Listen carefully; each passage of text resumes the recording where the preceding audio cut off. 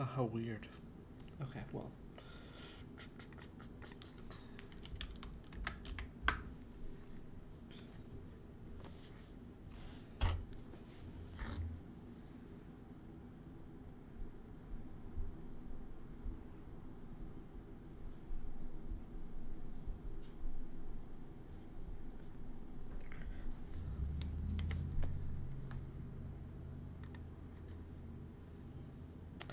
Okie dokie.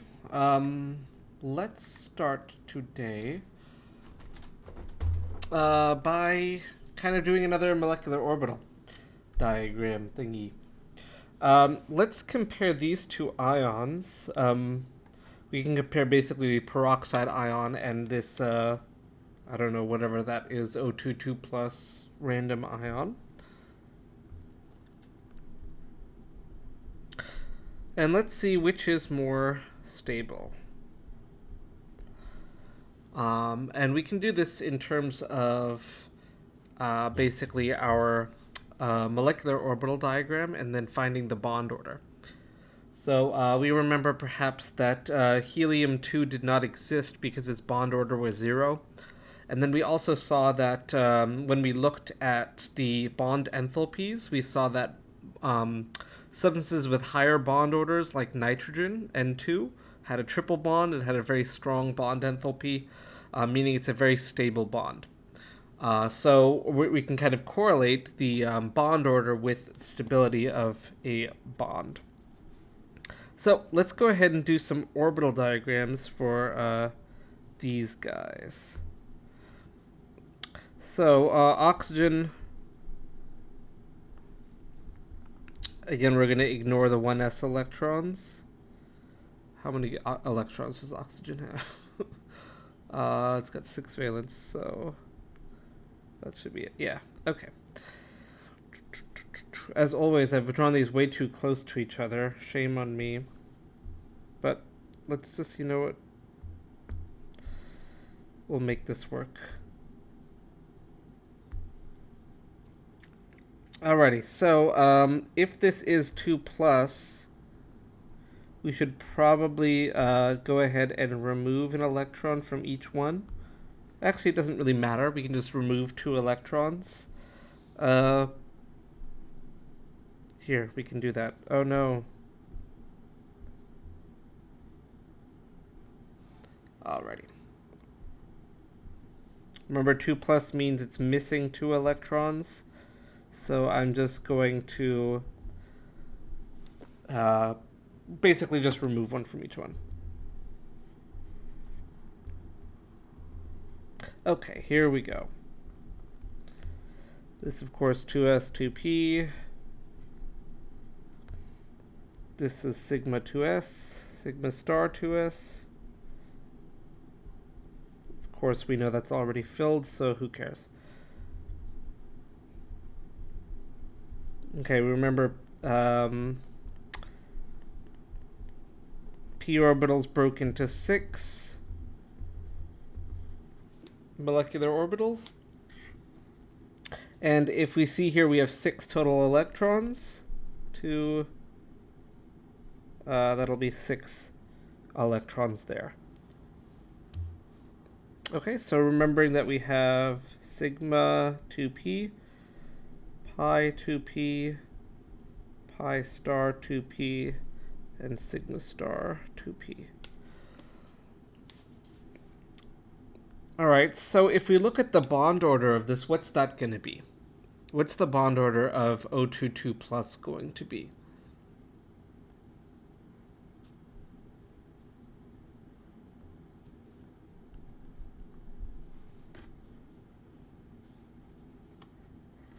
Yeah, it's going to be 3, right? We're going to have 4 bonding orbitals. I'm sorry, we have 8 bonding electrons, I should say. Minus 2 anti-bonding electrons is going to be 3 for our bond order. So this is a happy state here. We have 3. Bond order of 3 is pretty stable. Triple bond.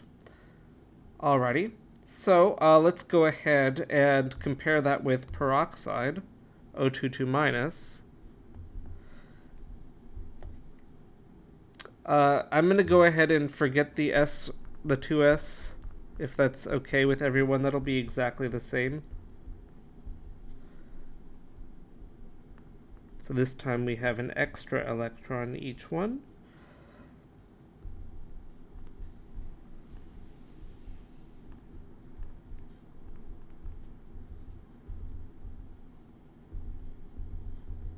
Okay. So let's label them.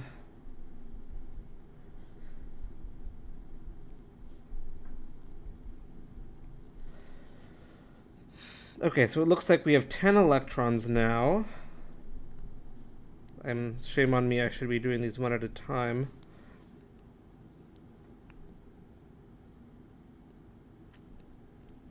Okay, so doing this, and of course the 2s, we have those full completely. So bond order for this one, we have 8 bonding electrons and 6 anti-bonding electrons. We get a single bond. Right, so this tells us not only that we have essentially this thing going on, a single bond in our Lewis structure, where we would have the rest of these like this. Both these would have a formal charge of -1. But if we compare that with the bond order of 3 that we had above, we would expect the top one to be more stable. So you can do this with ions as well. If you do the Lewis structure of this, you're going to see that this is what you would get. And so the molecular orbital diagrams can kind of predict your Lewis structures as well. So they kind of go hand in hand. We're expecting to see a triple bond here. And if we were to do that, if we were to remove an electron from each oxygen would have 5 valence electrons. It would behave just like nitrogen. It would want to make that triple bond. If we give it extra electrons, it's going to become like a halogen, and so we would expect it to form a single bond in between them. So there we go. We would say, I don't know, O2, 2 plus, has a higher bond order, blah, blah, blah. And then should be more stable.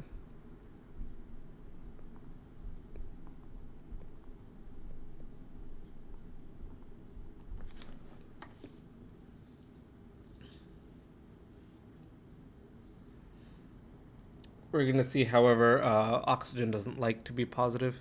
Yes, in fact, that is absolutely true. Yes, these are both diamagnetic species. That's a good observation.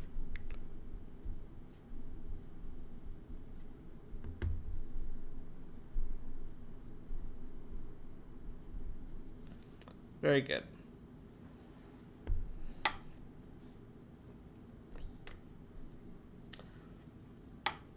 Okie doke. So there we go. There we have it. So you probably will not see O22 plus ever, just because it just doesn't work with in terms of like the ionization energy versus the electron affinity for oxygen.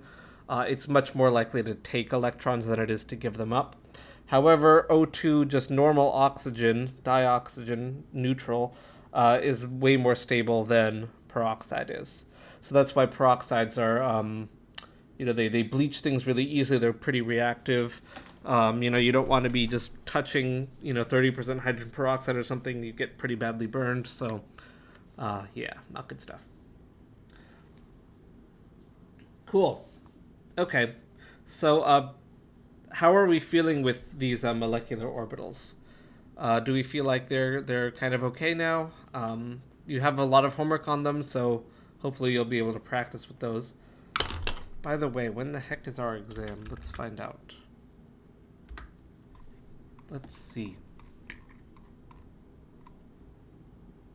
November 9th. Oh, we have plenty of time. Okay, cool.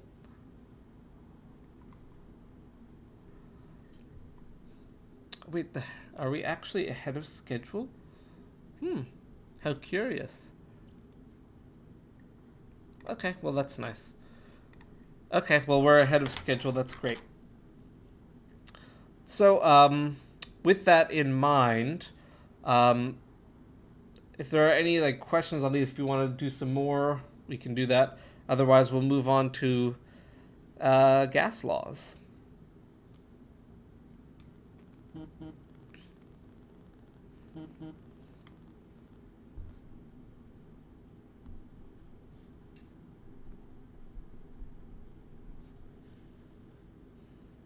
Okay, well, in that case, let's go ahead and move on then. So gases, talk to me about gases. How did we like kind of talk about the state of matter that is a gas? So the next two chapters, by the way, actually next three chapters are on gases, then liquids, then solids. So it's gonna be just talking about matter. Gases do have quite a bit of math in them. Perhaps the most math of any of the three states, but the math is easy. It's just algebra. And then the liquids have a bit of math as well, and then the solids even less math. So we're going to go high math to low math until the end of the semester. So cool. I don't believe we're a week ahead of schedule. Something seems wrong with this, but that's okay. Whatever. So talk to me about gases. How did we talk about things that are gases? How did we distinguish them from solids and liquids in terms of properties, in terms of their kind of like molecular organization? How do we talk about gases? Yeah, right. So we did not have a shape or a volume defined. So if we put gases in this triangular container with its own volume, we can see how many is that, 7? We could take our gas and move it into a different shaped container with a different volume, and the gases would effectively take over the entire space. So totally, okay, we can change the shape or volume depending on whatever container we have. Absolutely. And this means that we can compress gases as well. Because they don't have a fixed volume, we can make their volume small if we want to, by just moving them into a very small container, or just packing them in like sardines. We could totally do that. Remember also that the molecules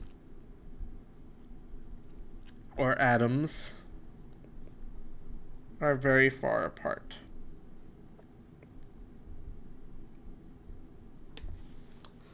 So comparing with solids or liquids, remember those are kind of clustered together. Liquids can kind of flow around each other, and solids are kind of nice and orderly, or they could be amorphous where they're still kind of orderly, but a little bit less so than a crystalline solid.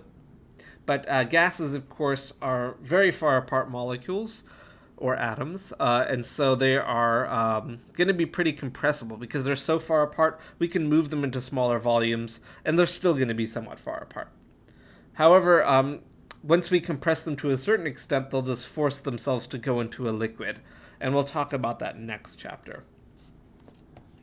Just by sheer, compressing them into each other so much that instead of them being far apart, now they're going to be close together, sliding around each other. Alrighty, so there are a couple of assumptions we're going to make when we are talking about the behavior of gases. And these assumptions are not terribly, they're not that, out of nowhere. They're pretty good assumptions. We're going to see at the end of the chapter how we can kind of correct for some of these assumptions to bring it more towards reality. But we have a couple of assumptions that we're going to take into account here. The first one is that gases move in straight lines.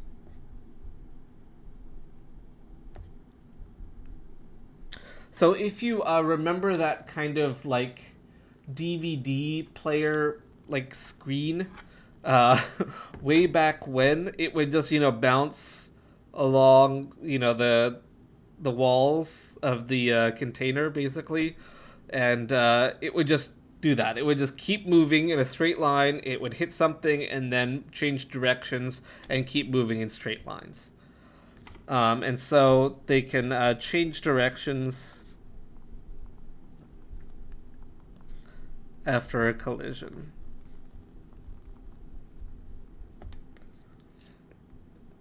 We also assume that all collisions are elastic. And that means that we are not losing energy to friction or heat or whatever. The energy that when things collide, when they separate again, the energy is the same as it was before. So that's something you'll talk about in physics: elastic collisions, inelastic collisions. So, if it's moving at a certain energy and it hits another molecule, both of those molecules will just move away again with the energy unchanged. So we're not losing any energy to heat by friction or whatever or something else. So we're just going to assume that collisions are going to be elastic. We have that the velocity is proportional to temperature. In Kelvin, that is. So that means that the hotter molecules move faster. So temperature is technically a measure of kinetic energy, and we're going to go ahead and say that is just also the same as velocity for us right now. So kinetic energy is technically what, 1/2 mv squared. So we're going to kind of ignore the mass component here. We're just going to say it's or the mass would be kind of our proportion constant, but we're going to ignore mass for now. So just understand that the higher your temperature is, the faster things are moving, and that they all are, the same proportion of things. All gases mix with all other gases. So there's no solubility problems here. All gases dissolve in all other gases and don't interact.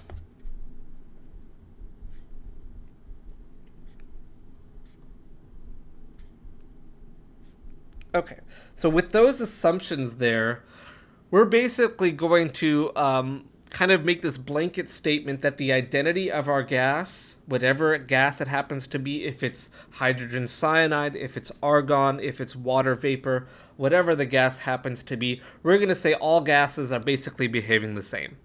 And it's pretty accurate. We're going to see that because these things don't interact with each other, or because the interactions are negligible, let's just say that instead, we can make these assumptions, and by doing so, it allows us to apply basically a universal set of rules for gases that we can apply to all gases, no matter what they are.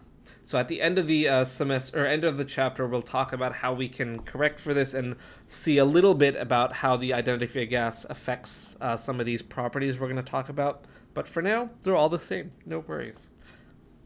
Cool. So there we go. So with those in mind, let's talk about stuff.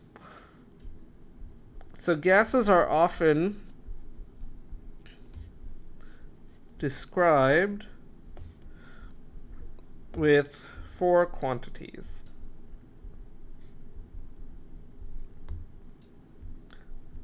They will take up the volume of a container. So we can describe a gas as taking up a certain number of liters or whatever. Gases also have a temperature. By the way, units for volume, we typically use liters or some derivation thereof. or cubic meters, or some derivation of that. Derivations, I mean, we're putting on prefixes, so you could have like kilometers cubed or something for some reason, but those would be typical units. Temperature must always be in Kelvin for this. We'll see why that is in a little bit. We have, of course, an amount of gas. By the way, since gas atoms, so something like xenon or helium, behave exactly the same as gas molecules, like hydrogen or oxygen or hydrogen cyanide or whatever, I tend to kind of use molecule as just kind of this overarching term. It could be for individual atoms as well. They would all behave the same according to these assumptions we've made. So just be aware, when I say molecules, I do also mean individual atoms. So I'll try to say particles, so that way it's kind of consistent, but sometimes I may just say molecules. And while that may not be, chemically correct, who cares? And of course, by the way, whenever we talk about an amount of something, we talk about it in terms of moles. Right? So moles are the number of particles or whatever we're doing, and we're going to use moles as our quantity for that. The last one is going to be pressure. This will probably be the least familiar one for you. Volume, temperature, these are things that we can identify, all the time. You go and measure a cup of water, that's a volume that you're measuring. You have your temperature. By the way, it was so cold this morning. For once, I'm excited. Ridgecrest is cold. Hooray. And then moles we've talked about before. So pressure is kind of our first time talking about this in this context. So we're going to see that, unfortunately, we have a cajillion units for pressure. We have atmospheres, which are abbreviated ATM. That's going to be our most common one. We'll have bars. We'll have pascals.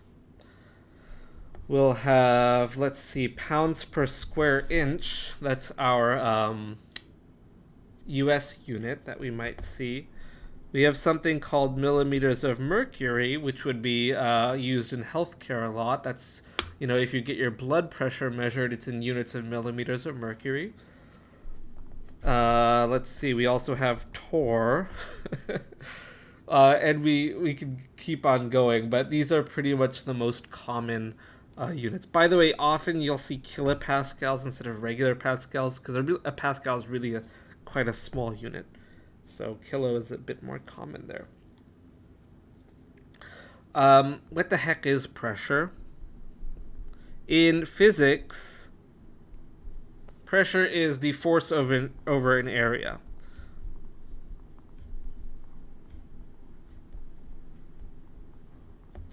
And so while we're not necessarily going to use this equation or definition in chemistry class, that is how it is technically defined in physics. So a pressure, whatever that may be, is a force exerted over an area. So if you, this is kind of your like lying on a bed of nails thing. If you try and sleep on one pointy, sharp object, that thing is going to pierce you because the pressure is really high, because you're putting all of your weight, that's a force, on top of a very small, top of a needle, basically, which is a very small area. That's a huge pressure. However, if you have, 100,000 little nails, you can rest on them fairly easily because the area is increased.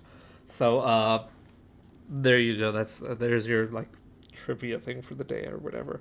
So, there's that. In gases, though, pressure arises from gas particles colliding with objects. So whatever those objects happen to be, often this is going to be the walls of the container.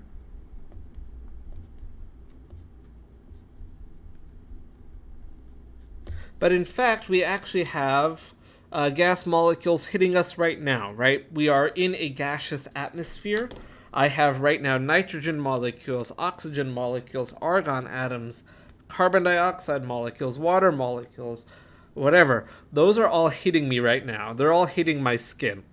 And the same for you. And if we were at sea level, we would have approximately 1 atmosphere of pressure on us basically at all times. Just by existing in an atmosphere, we have gas molecules bombarding us all the time. And we're going to see that's basically saying, okay, here we are on the Earth. Here we are. Here's me. Here's Tyler. And we have basically, you know what, let me, oh gosh, I've just destroyed us. Okay, here's us on the Earth. We're here. This is basically like, you know, the atmosphere, we'll say. And we have all of the gas molecules in that atmosphere hitting us from above. That's 1 atmosphere. We're at sea level, we're assuming. If we go to the top of Mount Everest, which is thankfully right next door, and we look at the same thing,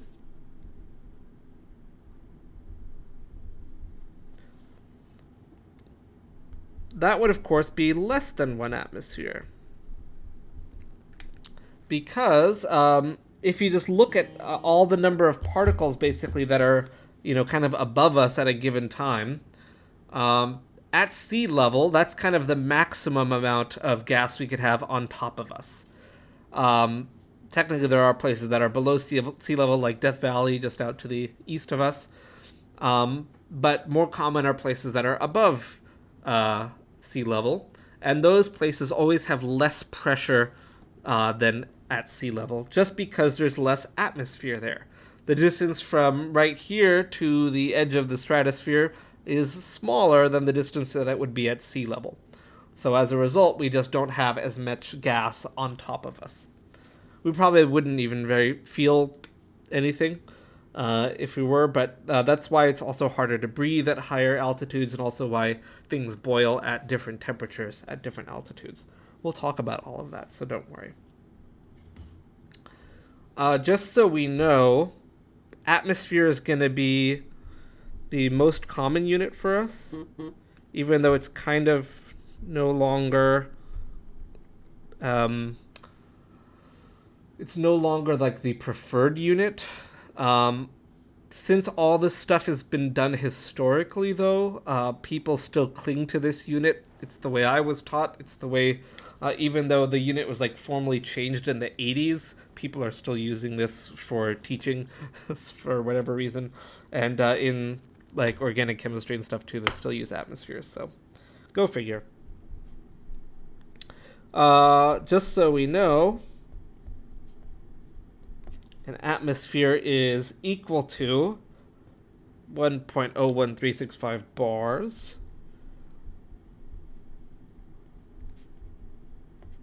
which is the same thing as that number, but basically expanded in pascals. That's why pascals are really small. No one likes to talk about 101,000 pascals. That's just silly. Same thing as 760 millimeters of mercury. This one we'll want to know. I don't really care if you memorize the bar or pascal. You could always look that up. But millimeters of mercury and torr are going to be much more useful for us. What do we notice about torr and millimeters of mercury, by the way?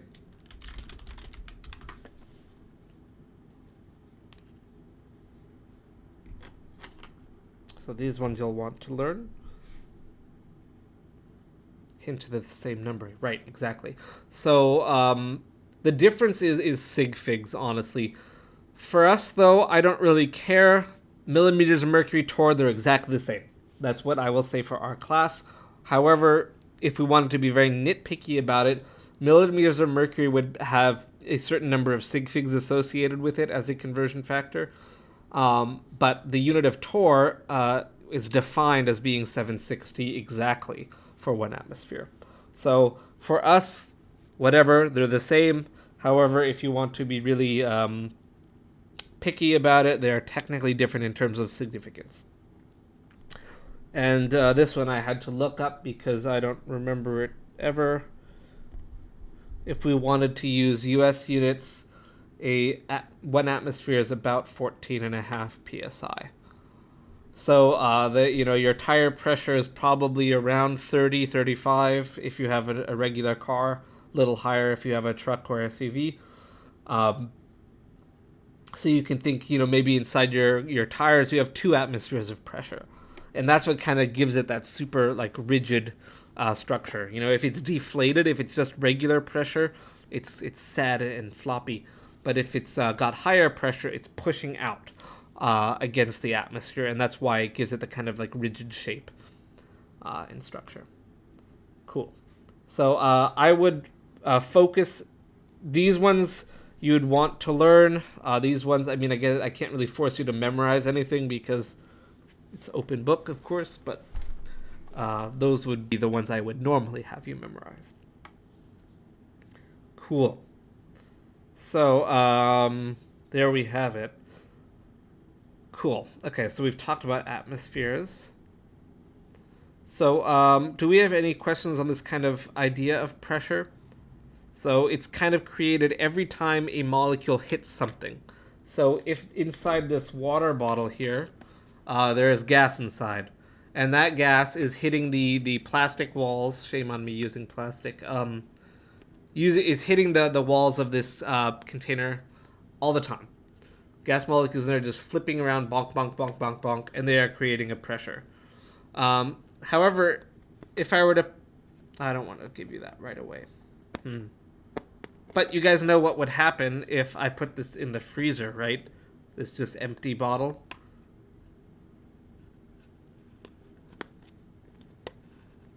What would happen? Anybody know?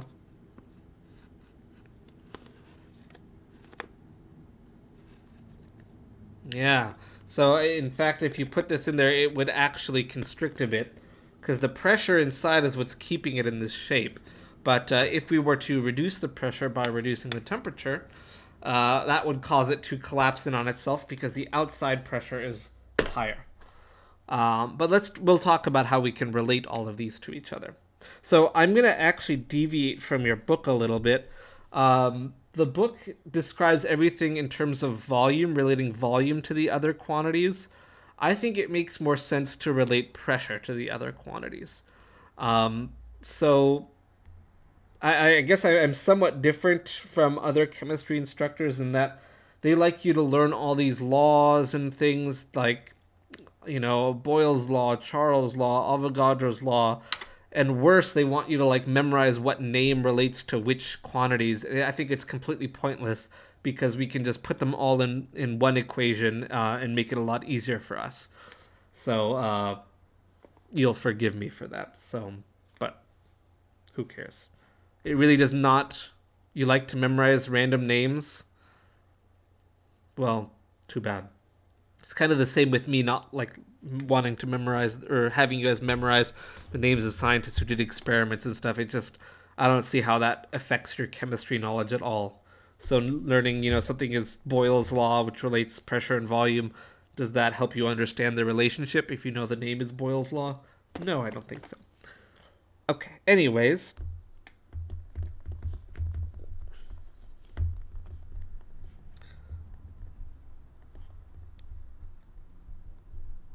So, that's not how we spell quantities.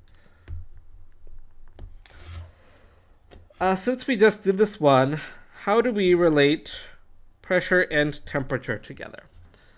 Well, you know what? Let's actually we'll do that later. Okay, say I have one molecule of gas that is going in this container. It's going to go hit that wall.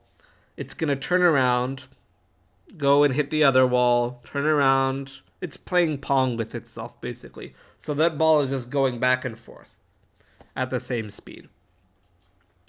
If we wanted this ball to, or rather, if we wanted the wall to be hit more often, how could we adjust this system so that we would make that happen? Yes, Kevin, of course, has already gotten ahead of us, which is okay. Right, so there are a couple things we could do. We could move the ball faster. If we move the ball faster, it's going to hit those walls more often, right? Just by, covering that distance in a shorter time. So the faster the ball moves, the more often it's going to hit those walls. We could also reduce the distance between the walls. So say if we make the wall over here now, and if it was moving at the same speed, it's going to hit those walls more frequently, right? Because we just shortened the distance. The third thing we could do is add more balls. If we do that, we'll effectively have a higher frequency of something colliding with the wall. So let's look at these in terms of as Kevin has said, in terms of their actual quantities. So we're going to see this one relates to temperature, this one relates to volume, and this one relates to moles. So let's look at them. So if we look at pressure versus temperature, if we're going to make that ball move faster, is it going to hit the walls more often or less often?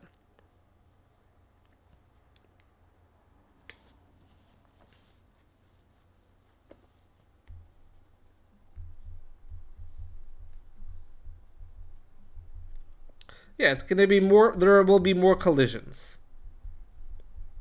in a given amount of time. Just because it's just moving faster, it's going to hit it more frequently rather than, whatever.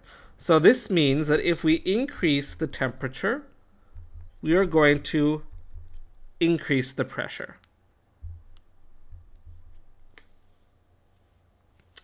And so what kind of relationship is this going to be? Is this a direct relationship or an inverse relationship?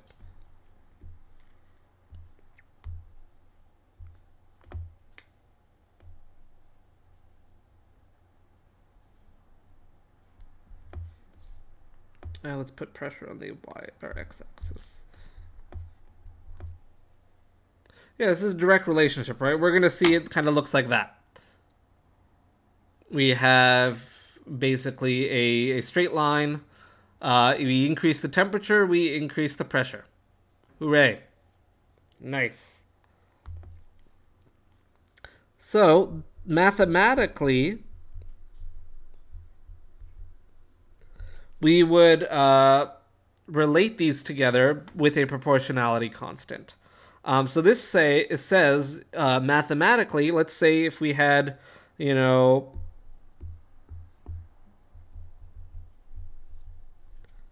and the temperature was 100 Kelvin,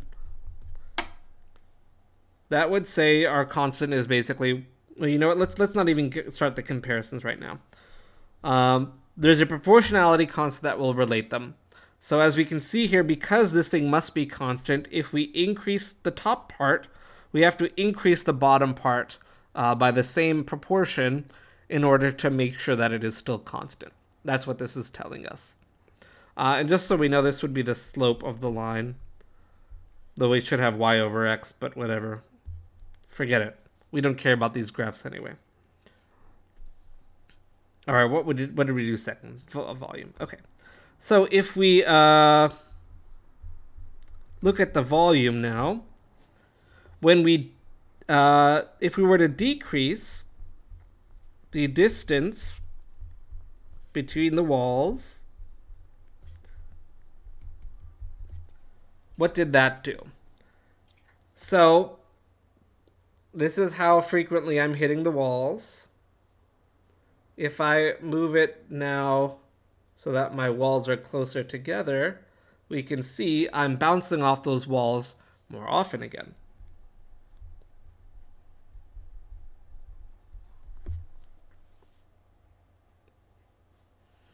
For right now, we're going to pretend temperature is not... so if you look, I'm not changing the temperature. My hand is moving at the same speed as it was before, but now just because I'm being deflected in different directions more, it may look like I'm going faster, but right now I'm not. So this means if volume goes down, pressure is going to go up. Exactly, Tyler. Absolutely. And so this might look like a graph like that, which is indicative of a different type of relationship, which would actually be better described like this. You would get a straight line if we did the inverse of the pressure, which tells us this is an inverse relationship. And if we were to write that out,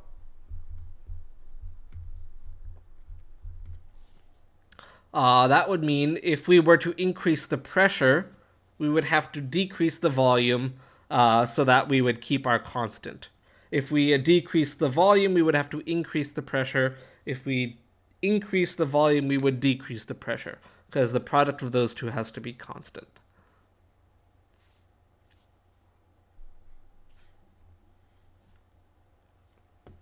All right, last situation, let's compare pressure and moles, which we will use N for. Okay, here we go.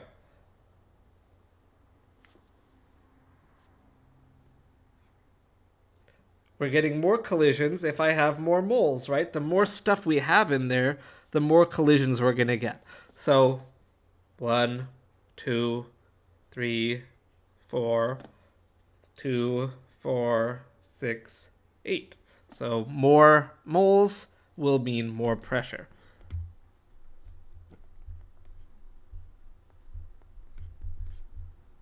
More collisions, right?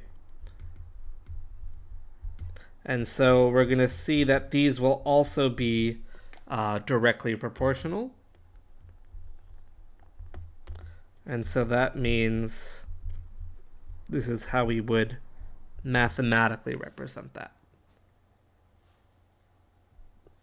And so if we put all of these together,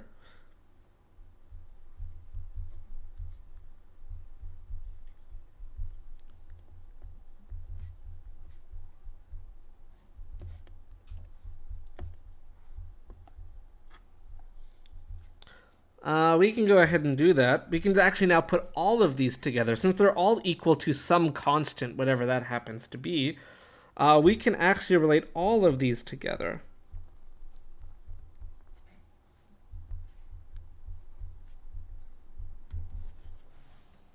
And in fact, we have a magic number for this, which we're going to represent as the letter R. R is going to be the universal gas constant that will actually relate all of these together.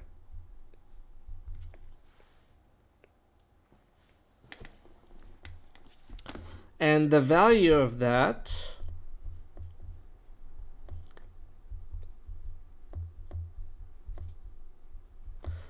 is 0.08206 liters times atmospheres divided by kelvins times moles. So if we ever forget this equation, you can just use the units for it. Liters is a unit of volume, atmosphere is pressure, so those two should be on top. And on the bottom we have Kelvin, which is our temperature, and moles, which is our amount of substance. So we're going to see that those two would be on the bottom. So you can just use the units of R to figure out what your equation is going to be. So if we have that,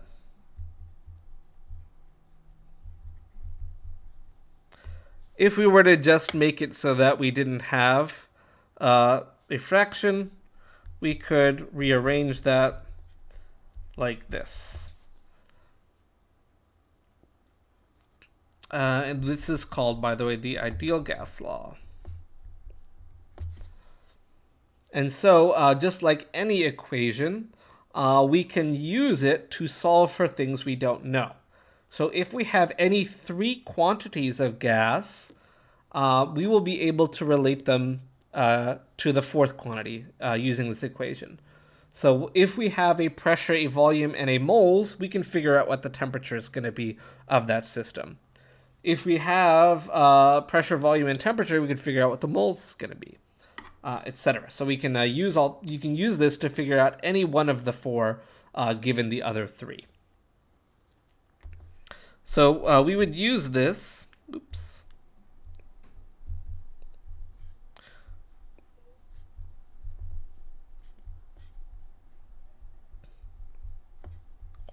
Any three quantities to solve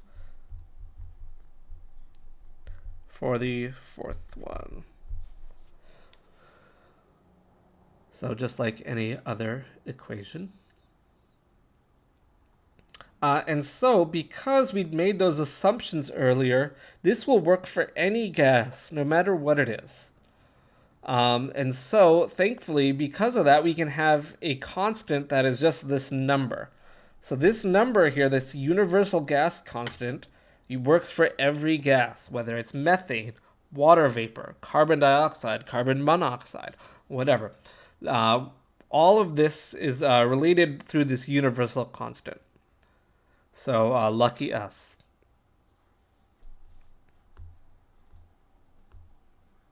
Okay, so let's use it.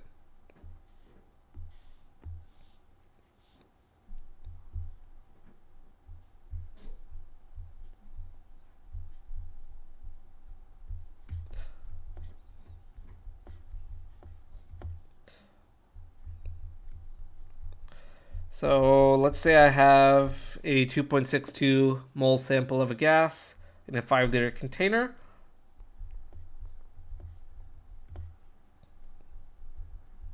And it's at 0 degrees Celsius. We can find out what the pressure is going to be. Wow, that's really ugly. Aha, and so we may be tempted, okay, we're solving for pressure. So we can solve our equation for pressure. Well, let's just go ahead and plug stuff in.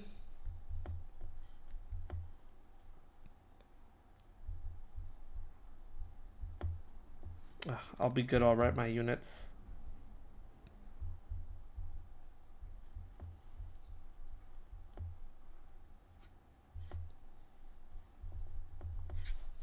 And if we do this, that says 0 degrees Celsius. I just wanted to put some sig figs in there. Aha. So doing this, we get 0.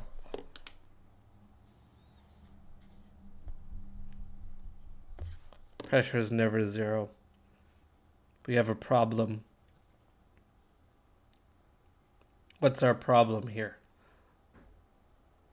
Aha, yes. We cannot use...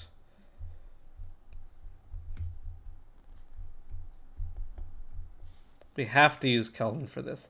Worse, if we had a 11.75... Try that again, Kevin. Remember, Kelvin is 273.15 plus Celsius. So if we had 0, that would mean 273.15 K.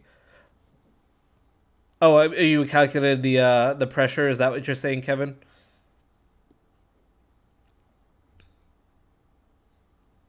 Okay, so now we can do this, by the way. Let's go ahead.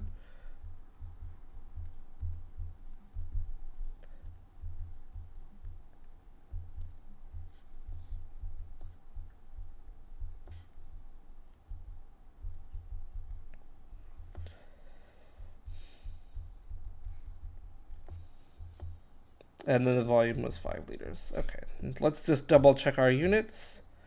Moles cancels, kelvins cancels, liters cancels. We should be left with atmospheres at the end of the day. And thankfully Kevin has already done this. So he got 11.75, which apparently we should round to 12 atmospheres. Hooray!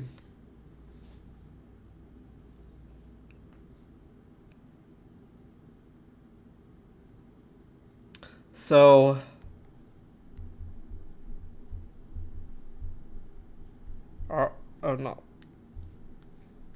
are always, actually I guess I can include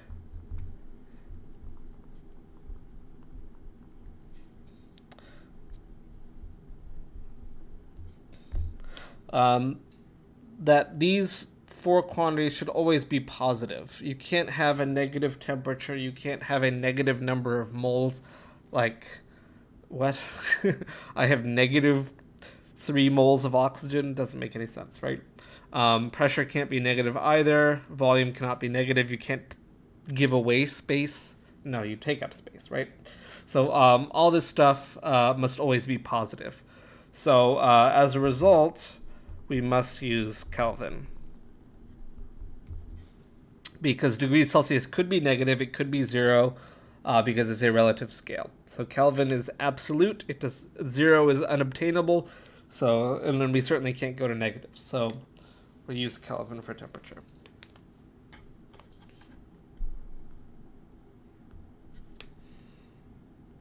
Alrighty. So if we go back to this idea, we have our constant. Let me tell you this. We can have a gas at one set of conditions, whatever those conditions happen to be. That'll always equal to R. We can have a second gas, or it could be the same gas, just at a different set of conditions. Guess what? That also equals to R. And since R equals R,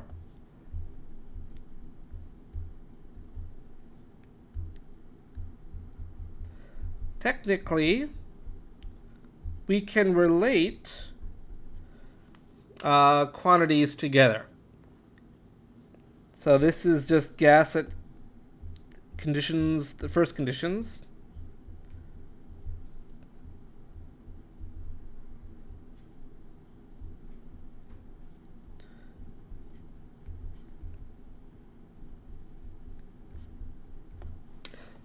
However, very often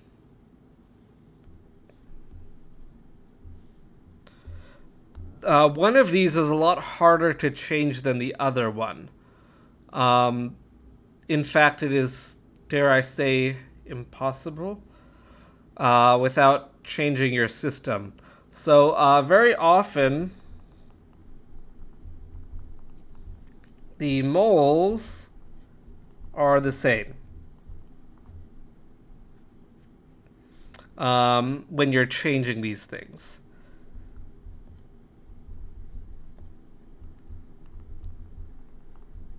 And so we get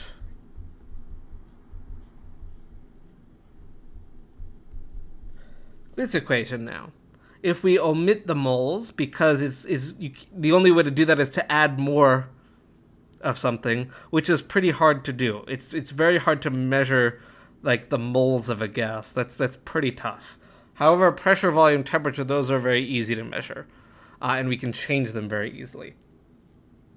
And so we would use this equation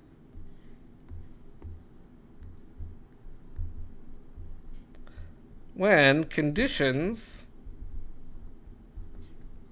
are changing.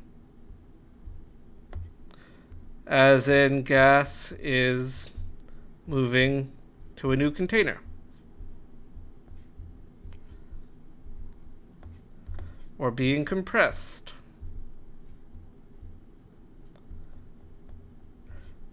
Or heated. That says heated. That's really ugly. Let me fix that. I mean, anything that something is changing. This is, by the way, called the combined gas law.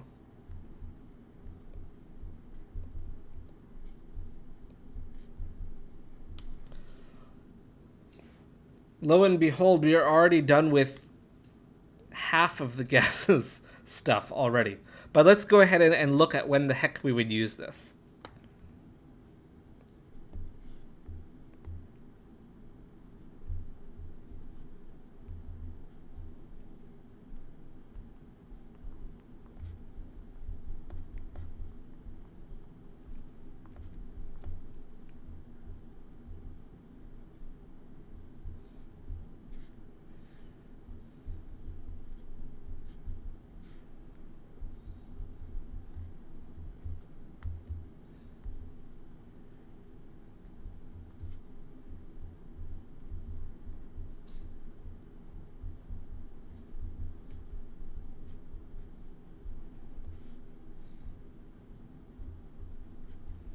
Okay.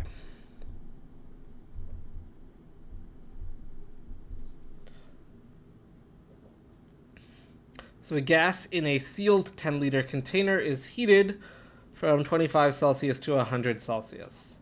And we're given the original pressure there is 260 atmospheres. And we're being asked, what is the new pressure? So let's take a look at all of these numbers. Let's try and digest this problem.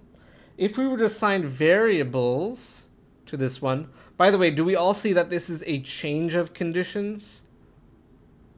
We see we have one quantity changing here. And so we're not going to use the ideal gas law for this. We could.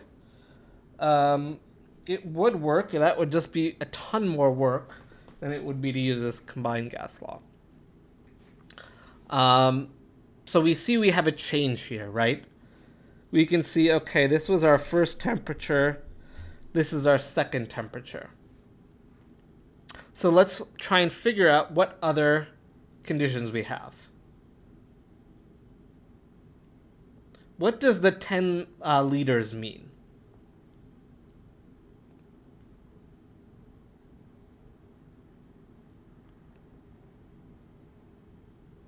Yeah, it's the volume, right?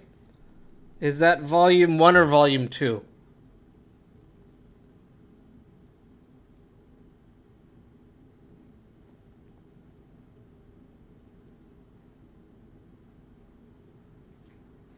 I like Kevin's answer.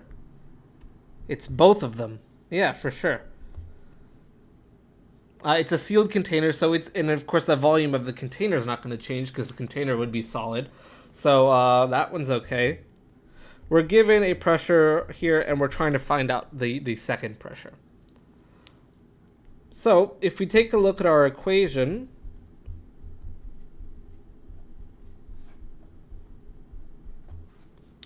since V1 equals V2, if we wanted, we could just get rid of them. They're the same. So we can just eliminate them from our equation.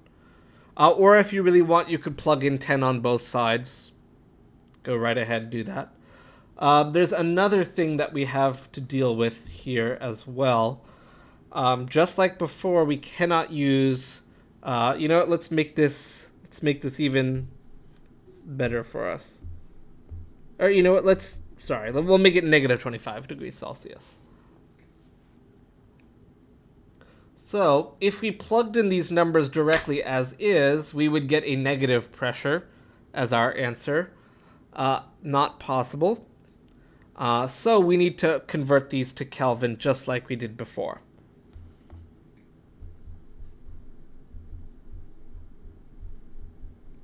.25. Oh gosh, this is so hard. 248.15. And then the 100.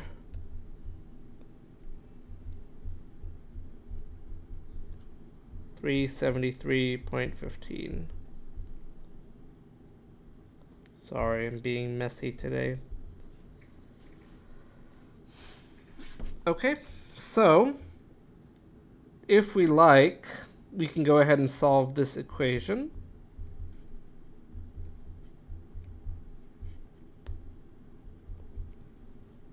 If you want, I can include the V1s, but remember those just cancel out. So who cares? Just get rid of them. And so that would be temperature 2 is 373.15 with 4 sig figs, sorry, and temperature 1 was 248.15.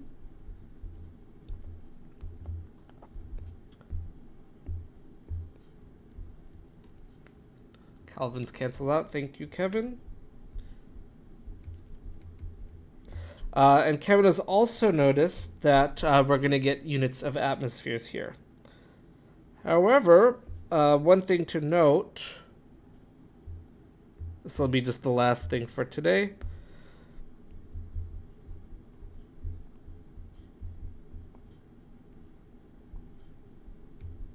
You use liters, atmospheres, kelvins, and moles. For combined gas law, you use Kelvin and whatever else. That's the only unit that you have to use. You must use Kelvin for the combined gas law, but whatever other quantity can be any other unit you want, so long as they're the same unit, if that makes sense.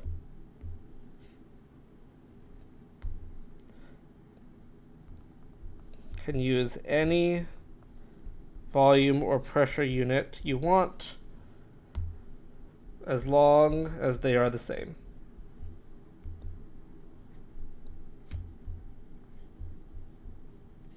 And what I mean by that is, if you're P1 in milliliters of mercury, your P2 should be in millimeters of mercury. If your volume is in milliliters, then your volume 2 should also be in milliliters. So whatever units you have, they should be the same. It does not matter, though, which unit you use for volume and pressure. However, for temperature, we must always use Kelvin. For all of these gas laws, we're always going to use Kelvin. I guess we're going to use Kelvin as well as our calculator, but Kelvin for the temperature. Alrighty. So that is our kind of introduction to gases. We'll continue this stuff tomorrow. If you see, by the way, somewhere in your textbook, I have it here. Where is gases? Chapter 10. Yeah.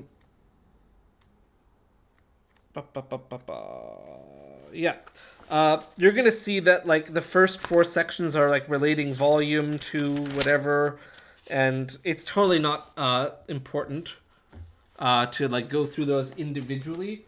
Because the ideal gas law and this combined gas law will tell you the relationships right there. So we'll start with that tomorrow, and we'll do a bunch more practice in seeing what we can do with this ideal gas law. So with that, see you guys tomorrow.